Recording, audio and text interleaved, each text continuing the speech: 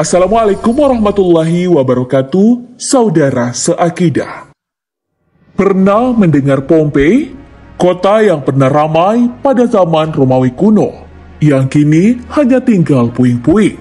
Berada di dekat kota Napoli, Italia saat ini, Pompei adalah saksi bisu bagaimana dahsyatnya letusan Gunung Vesuvius meluluhlantahkan sebuah peradaban yang pernah berjaya. Pompei yang sekarang hanyalah reruntuhan, hanya menyisakan sebuah julukan, kota maksiat, yang oleh banyak orang dikaitkan dengan kisah salah satu kaum yang dibinasakan di zaman Nabi. Bagaimana kisahnya akan aku ceritakan dalam video berikut.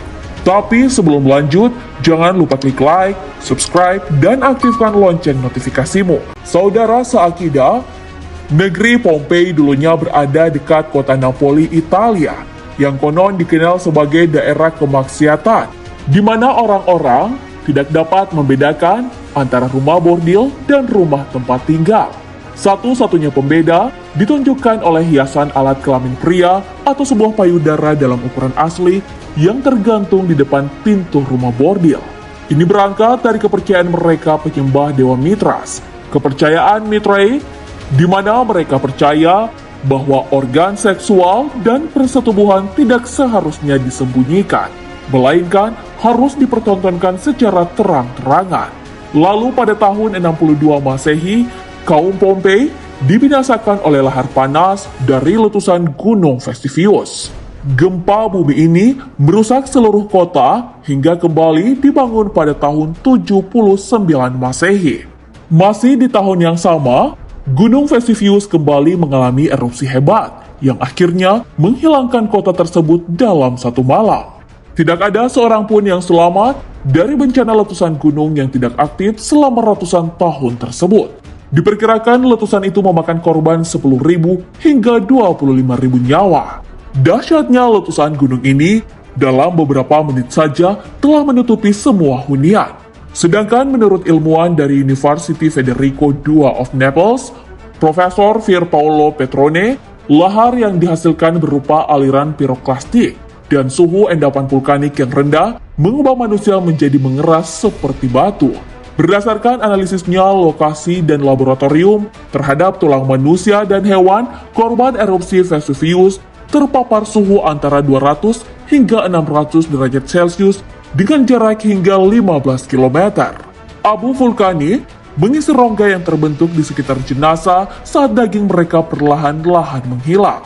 Setelah terkubur selama 1.600 tahun oleh debu vulkanik, akhirnya ditemukan kembali oleh arkeolog modern secara tidak sengaja. Hingga sekarang, penemuan terus terjadi dan Pompei terus diperiksa. Tahun 2018, tim arkeolog menemukan kerangka tulang yang tertindih oleh batu tepat di atas kepalanya. Posisi kerangka yang diperkirakan berusia di atas 30 tahun tersebut hanya terlihat bagian pinggul ke bawah. Tim arkeolog menduga bahwa kerangka itu adalah milik salah satu warga Pompei yang mencoba melarikan diri setelah letusan Gunung Vesuvius.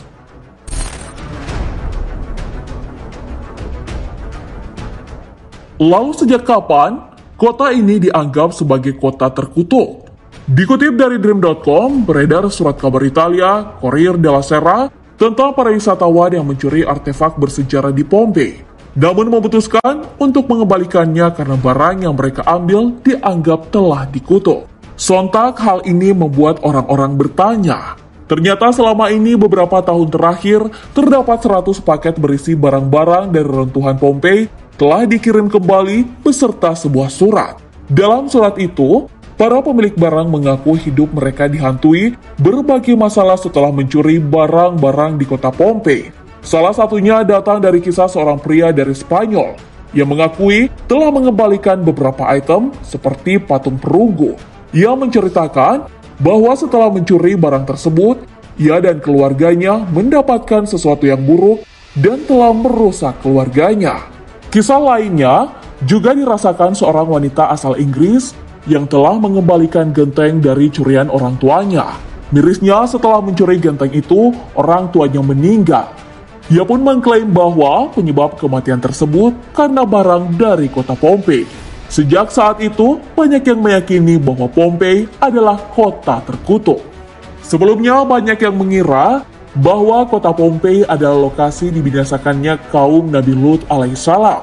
Kaum itu dikenal sebagai sebutan kaum Sodom. Kaum Sodom merupakan masyarakat yang identik dengan kerusakan moral. Mereka tidak memiliki agama, kemanusiaan yang beradab, dan belas kasihan. Pencurian dan perampasan harta sudah menjadi kebiasaan sehari-hari.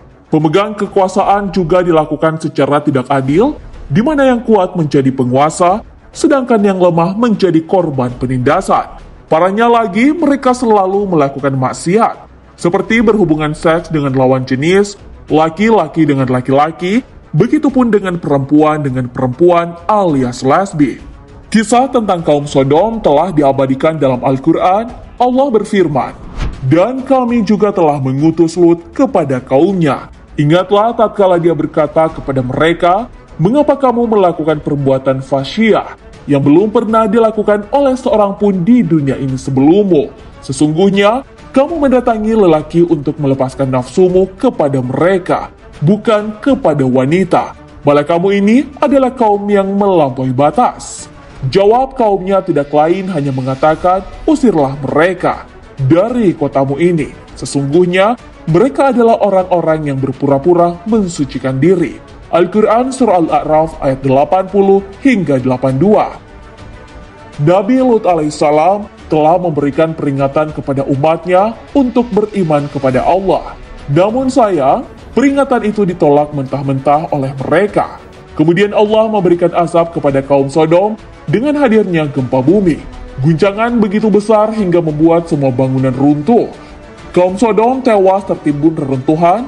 Begitupun dengan istri Nabi Lut yang durhaka. Bisa jadi Pompei adalah contoh jelas bagaimana azab Allah Subhanahu wa Ta'ala diperlihatkan. Dalam Al-Quran Surah Qaf ayat 36 menjelaskan, "Dan berapa banyakkah umat-umat yang telah kami binasakan sebelum mereka itu lebih besar kekuatannya daripada mereka ini. Maka mereka telah pernah menjelajah di beberapa negeri. Adakah mereka mendapat tempat lari dari kebinasaan?" Saudara seakidah, dimusnahkannya kota tersebut karena perilaku buruk dari masyarakat sendiri. Hal inilah memicu kemurkaan Sang Pencipta sehingga ia hanya dikenang sebagai kota maksiat. Demikianlah penjelasan tadi. Jangan lupa share video ini. Yassarallahu lanal khairah summa kunna. Semoga Allah memudahkan kita dalam kebaikan dimanapun berada. Wassalamualaikum warahmatullahi wabarakatuh.